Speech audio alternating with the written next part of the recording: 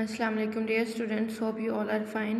We are studying science carnivals for class 3 and our topic is sensitivity. Chapter number 1 है हमारा, उसमें page number 11 है, उस पर टॉपिक है सेंसिटिविटी. देखें ये जस्ट एक दफ़ा रिवीजन के लिए है, ऑरली रिवाइज कर लें आप लोग इसको कि सेंसिटिविटी जो है वो होती क्या है. Close your eyes and feel the object around you and inside your house. अपनी आंखें बंद करें और अपने इर्द गिर्द और अपने घर में मौजूद जो चीज़ें हैं उनको फील करें. Identify the objects only by feeling their characteristics. आपने चीज़ों को फील करना है उनके करैक्टरिस्टिक्स से. अगर आप किसी चीज़ को टच करते हैं तो आंखें बंद करके अगर किसी चीज़ को टच करें तो आपको फील होता है कि वो कौन सी चीज़ है. इसी तरह से आपने ये भी ऑब्जर्व करना है. You can feel the object with the skin of your palm. आप अपने हाथ जो है, हाथ की स्किन के साथ अपनी चीज़ों को टच करके उनको फील कर सकते हैं और पहचान सकते हैं कि वो कौन सी चीज़ें हैं. Open your eyes and see whether you can identify the objects correctly. अब अपनी आंखें खोलें और देखें कि आपने जिन चीज़ों को आइडेंटिफाई किए, पहचाना है, क्या वो बिल्कुल सही हैं. You will have identified most of the object correctly because you felt the objects by touch. आपने जो चीज़ें टच करके उनको रिकॉग्नाइज़ किया है, पहचाना है, वो बहुत ज़्यादा हद तक मोस्टली जो है वो ठीक होंगी क्योंकि आपने उनको टच करके जो है वो रिकॉग्नाइज़ किया है, उनको पहचाना है. जब भी आप किसी चीज़ को टच करते हैं तो आपको फील हो जाता है कि वो कौन सी चीज़ है. तो ये हम किस चीज़ से करते हैं? अपने हाथ की स्किन से. जब अपने हैंड से हम लोग किसी चीज़ को टच करते हैं तो हमें फील हो जाता है कि वो कौन सी चीज़ है, चाहे हम लोग उसको देखें या ना देखें. नेक्स्ट हमारे पास है what are respiration and excretion. सांस लेने का और खारिज करने का जो अमल है उसके बारे में हम देखेंगे. रिस्पिरेशन जो है ये सांस लेने का अमल है. If you covers your mouth with your hands and breathe on them.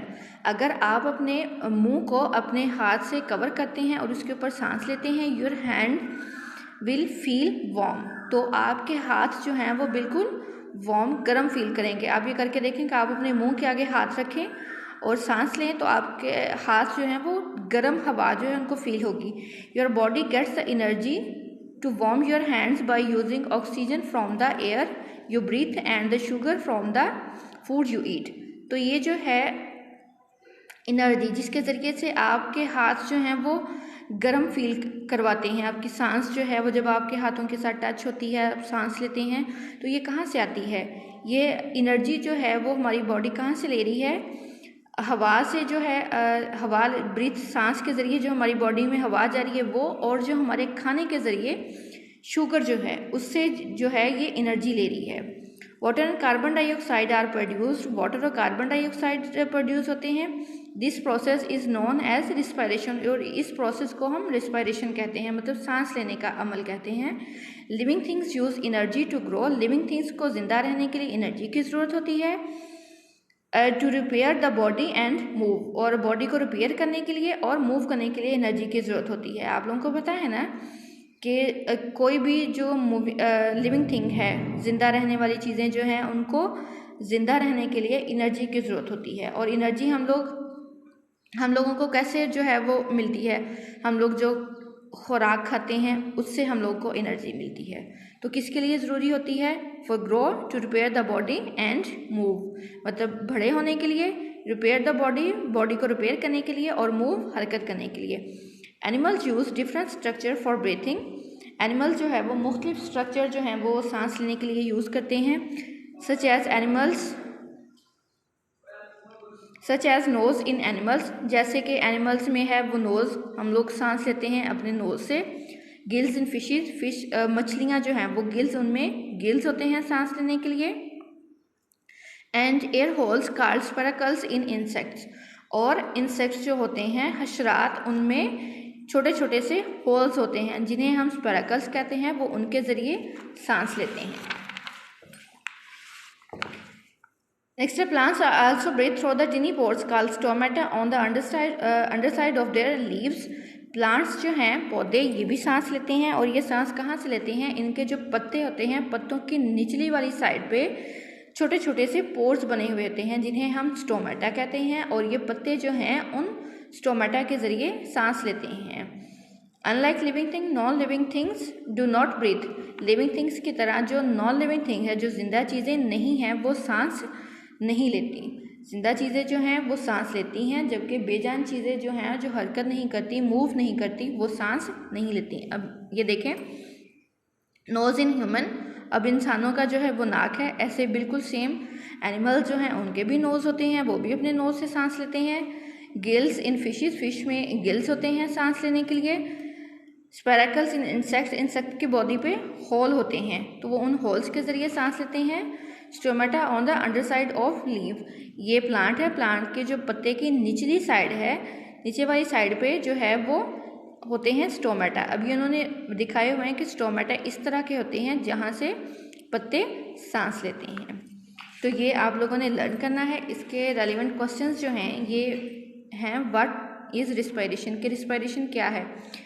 तो रिस्पायरेशन ये वाला जो क्वेश्चन है, इसके नोट्स मैंने आप लोगों को बना के दिए हुए हैं, तो नोट्स से आप लोग देखें। एक दफ़ा मैं आप लोगों को वैसे भी दिखा देती हूँ। ये देखें, रिस्पायरेशन है the process in living organism और involving the production of energy typically with the intake of oxygen and release of carbon dioxide.